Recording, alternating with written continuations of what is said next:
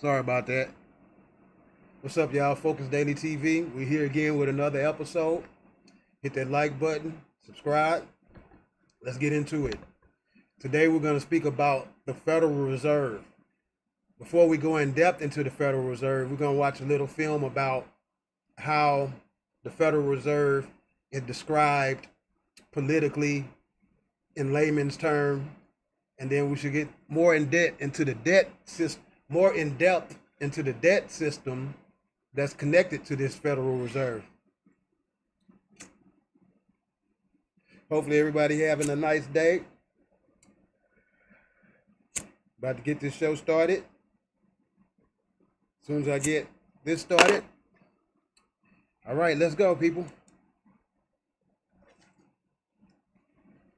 Keep in mind, we're just going to buy what they say the Federal Reserve is before we get a little bit more in deep into the debt and the bond that is connected to the Federal Reserve that makes us bond men and bond women.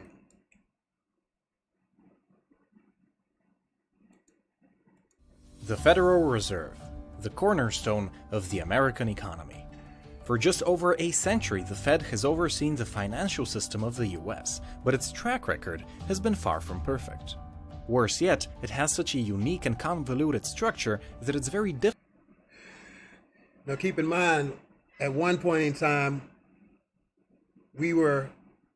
our economic system was backed by the gold standard, where we had actual physical resources backing up the money.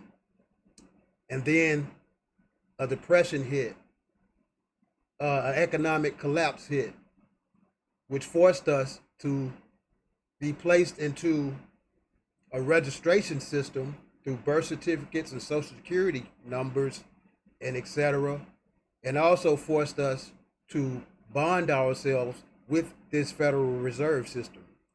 And all the while, that depression and economic collapse was a war strategy in order to further disenfranchise the African Americans and to further initiate the greatest Holocaust ever in the history of this world, on the face of this planet. The Holocaust of the Afro-Americans. Difficult for people to really understand it, which is why, unsurprisingly, the Fed has been subject to various conspiracy theories, from being owned by the Rothschilds to being operated by lizard people. Today, we're going back to the dawn of American finance to see how the Fed was created, how it works, and who really owns it. This video is brought to you by Skillshare, where you can find a ton of different classes, including my own series of videos on how the stock market works. You can watch them for free by registering with the link in the description. America during the late 19th century was a nation in turmoil, and not just in the literal sense. The Civil War was no doubt devastating, but even during the peace that followed, America was plagued by even that this Civil War was a sort of false flag, a war that was created for the sole purpose of disenfranchising us as a people. They even were able to get us involved and placing us on the front lines so we would get killed and we wouldn't be able to claim our birthright over this land. By frequent and deep economic depressions. The underlying cause was simple. America just lacked a proper financial system, and more importantly, it didn't have a sense. If you want to get more information about the 1800s, 1700s, check out my other channel, Focus Daily Show. I go more in depth into over 200 years worth of history and events that occurred that led us to the early 1900s, 1933, when this new system was fully placed upon us and we truly became bond men and bond women. Central bank to save the day when things turned bad. Now keep in mind, central banking wasn't a new concept. The Dutch were the first to come up with a central bank in 1609, and it was instrumental in transforming the Netherlands from a swampy backwater into a global economic empire. Following the example of the Dutch, You might want to Google the East India Company, the Virginia Company, even the American Company to get a better understanding of these pirates. The English created the Bank of England in 1694, which of course became the backbone of the British Empire. But it's exactly this association with the British that made the Founding Fathers reluctant to use the same model in the United States. There were 2 attempts at establishing a central bank even despite public opposition. Alexander Hamilton himself led the first movement in 17... Biblically, these bankers are known as money changers, tax collectors. 91. But in both cases, the systems lasted under 20 years and did little to stabilize the situation. And by all accounts, the situation was very, very bad. Back then, even a single local bank failing could result in nationwide panics. People knew that no one could save their bank if it went bust, so as soon as rumors of insolvency started spreading, everyone frantically started withdrawing whatever they had, bankrupting otherwise healthy and solvent banks. You know, the signal was sent out. We're about to enact this war strategy. Those in the know might want to withdraw their money from the banks. Simply out of fear. People ask me all the time, Chris, if you could only take one supplement for the rest of your life, which one would it be? Such bank runs happened with frightening regularity, and the depressions that followed were long and painful. Of course, American bankers realized... Once again, it was a strategy for the theater of war.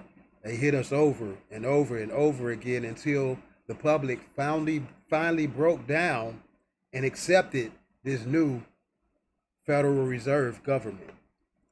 Very well just how bad their industry was doing. Paul Warburg, one of the great American bankers of his day, said in 1907 that the American banking system then was at about the same point as 15th century Italy or Babylon in 2000 BC. Just a few months after Warburg... Ding, ding, ding, ding. There go the truth is being laid out. Just a little bit of discernment, that's all you need. Warburg made that statement, the country suffered the Panic of 1907, and it was particularly Here we severe. go. To start things off, in 1906, a devastating earthquake destroyed 80% of San Francisco. With reconstruction efforts underway, capital was very tight, and because all the money back then was in paper form, it was much more difficult to reallocate it across the country. One banker tried to abuse that by manipulating the stock price of the United Copper Company back on Wall Street. He hoped to see the shares rise exponentially in value, but instead they crashed, dragging down the entire stock market with them. That banker was involved in 10 different banks across the East Coast, and one after another, these banks failed as people assumed they were insolvent and were strategic attacks. The theater of war. Withdrew all their money. Pretty soon, even banks that had nothing to do with the guy were going under, and so the fearful bankers of America turned to the only man with the power to save them, J.P. Morgan. Back then, John Morgan was the king of Wall. Did y'all know that J.P. Morgan actually bought America? Check out my other channel, the Focus Daily Show. While you're at it, hit that like button, subscribe. Hey, support the channel. Hashtag Focus Daily TV. Wall Street. And even today, the bank he created is the largest one in America. He wasn't the wealthiest man at the time, that title belonged to John Rockefeller, but Morgan was certainly the man everyone turned to when things got bad. In October 1907, Morgan summoned the great bankers of the day to his office at 23 Wall Street. With the collective capital of America's big banks, Morgan arranged for the rescue of the healthy banks that were nevertheless near bankruptcy due to irrational fears. Virtually the same thing would happen a century later in 2008 when the government bailed out the banks, but this cycle occurs over and over again. This is like their mode of operation, their MO. But hey, until next time, y'all Focus Daily. Hit that like button, subscribe. We out.